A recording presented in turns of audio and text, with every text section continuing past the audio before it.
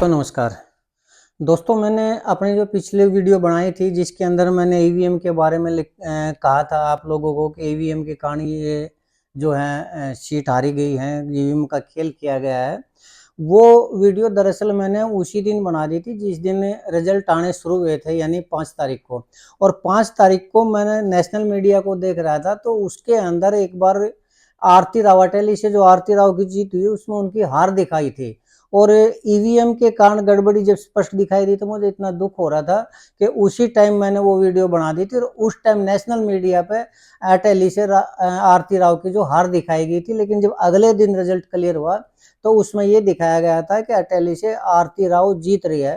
तो ये एक थोड़ी सी मिसअंडरस्टैंडिंग सी होगी, तो इसके लिए मैं आप लोगों से थोड़ा सा माफ़ी मांगता हूँ। लेकिन ईवीएम के मामले में जब मैंने वीडियो बनाई तो उसके बाद मेरे बहुत से दोस्तों ने कहा कि ईवीएम में कोई गड़बड़ी नहीं हुई है, जबकि मैं आज भी मानता हूँ कि ईवीएम का खेल बीजेपी ने खेला है और 200% खेला है। और उसके ऊपर जो काफ़ी सबूत की जो वीडियो है वो पब्लिक डोमेन में भी है, तो मुझे यहाँ सबूत देने की ज़रूरत नहीं है। और कांग्रेस पार्टी ने भी लगभग 20 सीटों की ईवीएम की जो शिकायत है वो इलेक्शन कमीशन को की है। लेकिन इलेक्शन कमीशन को जो शिकायत की है उससे मुझे नहीं लगता कि इसमें किसी तरह का कोई फ़र्क पड़ेगा या इलेक्शन कमीशन इस चीज़ का कोई नोटिस लेगा या जांच करवाएगा। क्यों? क्योंकि इस खेल में खुद इलेक्शन कमीशन था, वो भी इन्वॉल्व था, तो इसलिए अब रोने पीटने से या उससे कोई फ़र्क नहीं पड़ता। लेकिन मैंने अगली वीडियो में ये कहा था कि ठीक है ईवीएम का खेल हुआ है, लेकिन कांग्रेस की जो हार हुई है वो अकेली ईवीएम से नहीं हुई। उसमें कांग्रेस को हराने वाले थे वो उसके भीतर के जो गद्दार थे, जो जयचंद थे, उनके कारण भी बीजेपी कांग्रेस की जो थी वो हार हुई थी। और वो बताने की भी जरूरत नहीं, सभी जानते हैं कि वो गद्दार कौन थे और कैसे जब कांग्रेस की सरकार नहीं बनी तो कुमारी शैलजा के चेहरे पर कैसी हंसी थी, वो अपनी खुशी को छुपा नहीं पा रही थी। या फिर किस तरह से रणदीप सुरजेवाला वो सिर्फ एक ही सीट तक रह गए और किसी ने भी कोई भी प्रयास नहीं किया। और किस तरह जो टिकटों का बंटवारा था वो किस तरह से नासमझी से या जानबूझ के ऐसा किया गया कि उसमें कांग्रेस की जो है सरकार ना बने।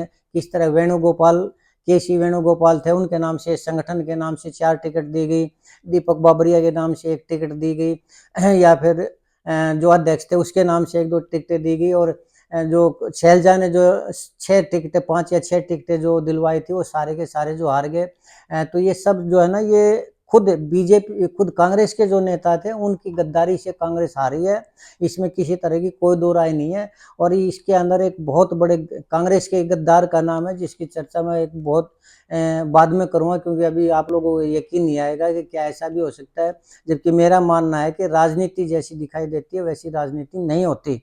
लेकिन खैर दोस्तों, आज हमारी चर्चा का विषय ये नहीं है। आज हमारी चर्चा का विषय ये है कि जिस दिन से विधानसभा के नतीजे आए हैं दोस्तों, उस दिन से बीजेपी के अंदर इतना घमासान मचा हुआ है, इतना सिर फुटोवल की राजनीति हो रही है कि समझ में नहीं आता कि क्या हो रहा है। ये क्या है? इसी तरह की राजनीति को बीजेपी चला रही है। और बीजेपी के जो पार्टी हाईकमान है खुद उनके पसीने छूटे हुए हैं, नरेंद्र मोदी के पसीने छूटे हुए हैं। और जो चाणक्य जिनको लोग कहते हैं उनके पसीने छूटे हुए हैं कि ये होगा कैसे और किस तरह से किस मुख्यमंत्री को शपथ दिलाई जाएगी, हरियाणा का मुख्यमंत्री किसे बनाया जाएगा। एक ऐसी पार्टी के अंदर स्थिति पैदा हो गई है कि कभी भी ये खबर आ सकती है कि बीजेपी टूट गई है। और उसके जो कद्दावर नेता थे वो बीजेपी को छोड़कर या तो उन्होंने अपना अलग दल बना लिया है और या फिर उन्होंने कांग्रेस ज्वाइन कर ली। लेकिन ये कैसे हुआ इसकी चर्चा, ये हमारा विषय आज ये है और इसके ऊपर हम चर्चा करेंगे दोस्तों। 8 तारीख को दोस्तों रिजल्ट आए थे और जिस दिन रिजल्ट आए थे उस दिन बीजेपी ने ये कह दिया था कि 10 तारीख को यानी दशहरे वाले दिन है नायब सैनी मुख्यमंत्री पद की शपथ लेंगे। लेकिन उसके बाद फिर वो 10 तारीख से टल के वो बात गई, डिक्लेयर किया गया कि 12 तारीख को शपथ लेंगे।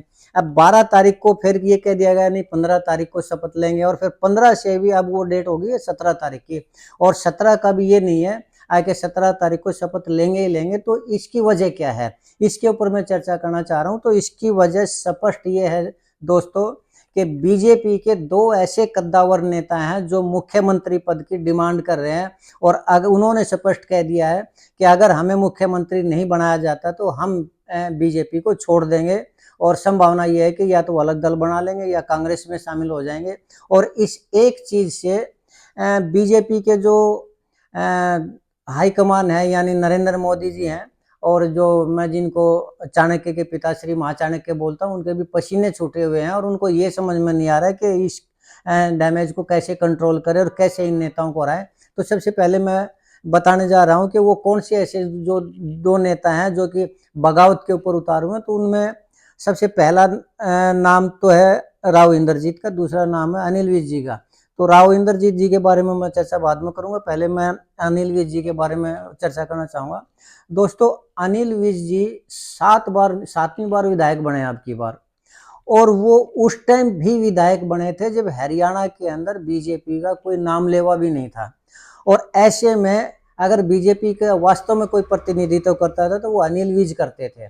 और अनिल विज के कारण ही बीजेपी धीरे धीरे ये था कि कोई बीजेपी का भी प्रतिनिधि है, वास्तव में बीजेपी भी हरियाणा के अंदर है। लेकिन जैसे और जो अनिल विज जी हैं वो स्वास्थ्य मंत्री भी रहे हैं, वित्त मंत्री भी रहे हैं। लेकिन जब 2014 में बीजेपी की वापसी हुई और भारी बहुमत से वापसी हुई, बीजेपी की सत्ता में आई, तो अनिल विज को लग रहा था कि वो अब की बार मुख्यमंत्री बनेंगे। लेकिन अचानक से नरेंद्र मोदी जी ने एक ऐसे आदमी को मुख्यमंत्री बना दिया जो कि जिसने कभी पंचायत का भी चुनाव नहीं लड़ा था, और एकदम उसके मुख्यमंत्री मनोहर लाल खट्टर जी के मुख्यमंत्री बनाने से जो अनिल विज के जो इच्छाएं थी, जो अरमान थे, वो धरे के धरे रह गए और वो अपना मन मार कर रह गए। हालांकि उनको वित्त मंत्री बनाया गया और भी उसको पावर दी गई। लेकिन जिस तरह से लगातार 10 साल में अनिल विज की और मनोहर लाल खट्टर की जो खटपट रही है वो किसी से छुपी हुई नहीं है। और ये जो एक बार कोई नेता बन जाता है तो वो अपने पैरेलल किसी भी नेता को उभरने ही नहीं देता। ये सिर्फ एक पार्टी के अंदर नहीं है, हर एक पार्टी के अंदर है। आप चाहे कांग्रेस की बात कर लें या बीजेपी की बात कर लें या दूसरी बात कर लें, अगर वर्तमान में सत्ता में बीजेपी है तो बीजेपी को सबसे पहले अगर नरेंद्र मोदी की बात करें तो आते उन्होंने जैसे जो सीनियर लीडर हुआ करते हैं उनको मार्गदर्शक मंडल में भेजा, और अपने जो पैरेलल और नेता हुआ करते हैं उनको खुडे लाइन लगाया, संजय जोशी या दूसरे नेता उन सबको खुडे लाइन लगाया। और इसी पद पर चलते हुए, इसी पद चिन्हों पर चलते हुए मनोहर लाल खट्टर जी ने आते ही सबसे पहले तो और जो उनके पैरेलल नेता थे उनको साइड लाइन किया। जैसे रामविलास, अब की बार रामविलास का तो बिल्कुल, रामविलास शर्मा जी थे जो कि मनोहर लाल खट्टर से भी सीनियर नेता हुआ करते, उनको कैसे रोने पर, स्टेज के ऊपर रोने पर मजबूर कर दिया। और ये जाट नेता हुआ करते ओम प्रकाश धनखड़ जी, उनको कैसे साइड लाइन किया। कैप्टन अभिमन्यु थे, उनको कैसे साइड लाइन किया। कहने का मतलब ये है कि हर पार्टी का जो नेता होता है, जो मुख्यमंत्री होता है या और बड़ा नेता होता है, वो ये कभी भी नहीं चाहता कि उसके पैरेलल कोई दूसरा नेता इसमें उसके बने, उसके उभर के आए। वो अपनी ही सत्ता चाहता है। और इसी उसमें अब की बार जो 2024 के चुनाव हुए हैं उसमें जब ये अनिल विज को ये दिखाई दिया कि अब की बार भी नायब सैनी मुख्यमंत्री बनेंगे, उनका नंबर नहीं आएगा, तो उन्होंने बगावत कर दी और उन्होंने स्पष्ट कर दिया कि मुख्यमंत्री बनेंगे तो वो बनेंगे, नहीं तो वो पार्टी छोड़ देंगे। हालांकि स्पष्ट रूप से तो उन्होंने ये नहीं कहा है कि पार्टी छोड़ देंगे, लेकिन इशारों में उन्होंने जरूर बता दिया है कि अगर वे मुख्यमंत्री नहीं बनते वो पार्टी को छोड़ सकते हैं। तो एक तो परेशानी है बीजेपी हाईकमान के लिए अनिल विज की, क्योंकि अनिल विज पुराने नेता हैं, लोकप्रिय नेता हैं, और उनके समर्थक भी है। कहीं अगर वो अपने समर्थकों के साथ पार्टी छोड़ते हैं तो यकीनन पार्टी को नुकसान होगा ही होगा, बीजेपी को नुकसान होगा। और जो दूसरे बड़े नेता हैं, जो जिनको कि मैं सबसे बड़ा नेता मानता हूँ हरियाणा का, वो है राव इंद्रजीत सिंह। राव इंद्रजीत सिंह दोस्तों भूपेंद्र हुड्डा से भी सीनियर नेता हैं, और 5 बार वो सांसद रह चुके हैं और 4 बार वो रह चुके हैं विधायक। और वो एक रॉयल फैमिली से हैं, और रॉयल फैमिली में जो उनके पिताजी थे, फादर साहब थे, वो राजा हुआ करते। और जब हरियाणा पंजाब से अलग हुआ तो दूसरे जो मुख्यमंत्री थे वो राव वीरेंद्र सिंह हुआ करते, जो कि इंद्रजीत जी के पिताजी हुआ करते। तो एक मुख्यमंत्री परिवार से, राजशाही परिवार से संबंध रखने के कारण राव इंद्रजीत सिंह का जो कद है वो पहले से ही इतना बड़ा था। और फिर उन्होंने अपनी जो प्रसिद्धि या लोकप्रियता वो दिखाई भी। 5 बार सांसद बनने से और 4 बार ये विधायक बनने से ये साबित होता है कि उनसे बड़ा और नेता नहीं है। दूसरा, फिर मान लो इस चीज को भी छोड़ दे तो अहिरवाल बेल्ट के अंदर जितनी लोकप्रियता राव इंद्रजीत सिंह की उतनी दूसरी नहीं है। और दक्षिणी हरियाणा के अंदर जिस प्रकार जाटलैंड के अंदर भूपेंद्र हुड्डा नेता है, उसी तरह अहिरवाल बेल्ट के अंदर राव इंद्रजीत सिंह वो नेता है और एक छतर नेता है। और राव इंद्रजीत को क्लियर ये दिखाई दे रहा है कि अब की बार अगर वो मुख्यमंत्री नहीं बने तो कभी भी वो मुख्यमंत्री नहीं बन सकते। और उनकी जो प्रतिभा है दोस्तों, जो उनके अंदर जो लड़ने का मादा है वो शायद किसी भी और नेता से ज़्यादा है, क्योंकि वो एक स्पोर्ट्समैन रहे हैं और एक बेहतरीन स्पोर्ट्समैन रहे हैं। आपको ध्यान नहीं होगा, थोड़ा मैं बताऊं कि वो एक बहुत बड़े शूटर हुआ करते और भारतीय शूटिंग जो टीम हुआ करती उसके तो मेंबर तो थे ही थे। 1990 से 2003 तक वो राष्ट्रीय टीम के मेंबर हुआ करते और कॉमनवेल्थ गेम में वो शूटिंग में ब्रॉन्ज मेडल लिया था उन्होंने। और अगर वो राजनीति में नहीं आते तो यकीनन ओलंपिक में वो मेडल जीतते और भारत को एक ओलंपिक का जो मेडल था वो शूटिंग में भी दिलाते। इतने बड़े स्पोर्ट्समैन थे राव इंद्रजीत सिंह। लेकिन खैर यहाँ उनके स्पोर्ट्स की डिपार्टमेंट की या प्रतिभा की चर्चा नहीं कर रहा, यहाँ चर्चा करना है राजनीति का।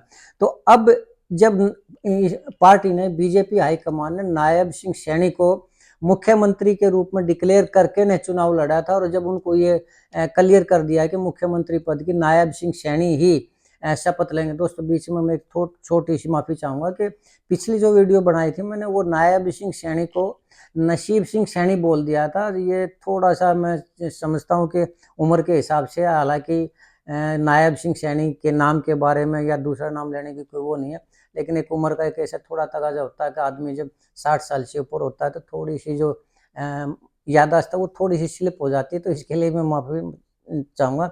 नसीब सिंह सैनी नहीं, नायब सिंह सैनी मुख्यमंत्री की जो उनका नाम नायब सिंह सैनी है और वो मुख्यमंत्री पद की शपथ लेने जा रहे हैं।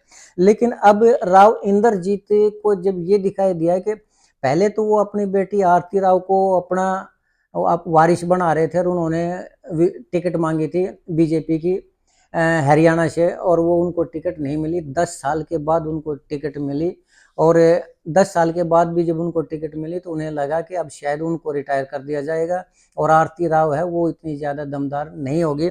तो इन्हीं सब चीज़ों को देखते हुए राव इंद्रजीत ने दावा इतनी मजबूती के साथ ठोक दिया है सीएम का कि बीजेपी के हाथ पांव फूल चुके और 8 विधायक तो उनके जो समर्थक थे जीते ही जीते और 2 विधायकों का और भी उन्होंने समर्थन ले लिया। तो अब 10 विधायक उनके साथ हैं और 10 विधायकों के साथ उन्होंने बीजेपी हाईकमान को स्पष्ट कर दिया है कि या तो मुख्यमंत्री मैं बनूंगा यानी राव इंद्रजीत बनेंगे, नहीं तो वो या तो अलग पार्टी बनाएंगे या कांग्रेस के अंदर चले जाएंगे और पार्टी को छोड़ देंगे। अगर राव इंद्रजीत सिंह पार्टी छोड़ते हैं तो पार्टी के अंदर 200% जो है ना वो टूट होगी ही होगी और मुख्यमंत्री तो छोड़िए बीजेपी खुद भी एक ऐसी स्टेज पर आ जाएगी जहां उसके लिए स्थितियां बहुत ही विकट हो जाएगी। इसलिए ये समझ नहीं आ रहा है पार्टी हाईकमान को कि करें तो क्या करें, राव इंद्रजीत को मनाएं तो कैसे मनाएं।